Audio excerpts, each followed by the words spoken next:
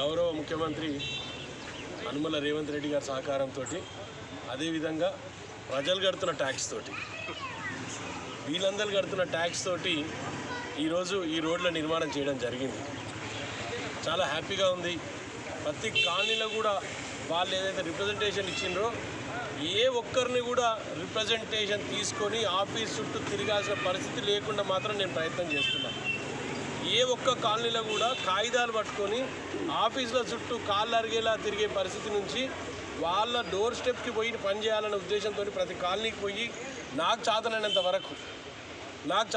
వరకు నాకు అనుకూలంగా ఉన్న పరిస్థితులు ఉన్నంత వరకు నేను ప్రయత్నం చేస్తూనే ఉన్నా. ఎవరిని కూడా ఆఫీసుల చుట్టూ మాత్రం తిరగనివ్వట్లేదు. అది నేను ఖచ్చితంగా చెప్పగలుగుతా. నా ఆఫీస్కి రమ్మనుకుంటే నేను ఏ రోజు కూడా కోరుకోను. ఖచ్చితంగా మీరు పిలిస్తే మీ ఆఫీస్కే నేను వస్తా అని చెప్తున్నా. కాలనీలలో ఏదేమున్నా ప్రజలు కడుతున్న పనులతోటి ఈ పనులన్నీ సకాలంగా పూర్తి కావాలని కూడా భగవంతుని ప్రార్థిస్తూ, అదేవిధంగా ఇక్కడ కాలనీలో కూడా ఇంకొక 2-3 చిన్న సమస్యలు ఉన్నాయి. అవి కూడా త్వరగా నెరవేర్చి కాలనీలో నాకు ఇచ్చిన బాధ్యత ఏదో నా రెస్పాన్సిబిలిటీ ఉందో కార్పొరేటర్గా ఖచ్చితంగా నెరవేరుస్తా. ఎవరికి ఇబ్బంది కాకుండా చూసుకునే పరిస్థితులు ఈ కాలనీలో ఉన్నాయి. ఎందుకంటే ఒక యూనిఫామ్గా రోడ్స్ కూడా వాళ్ళు వేసుకుంటున్నారు.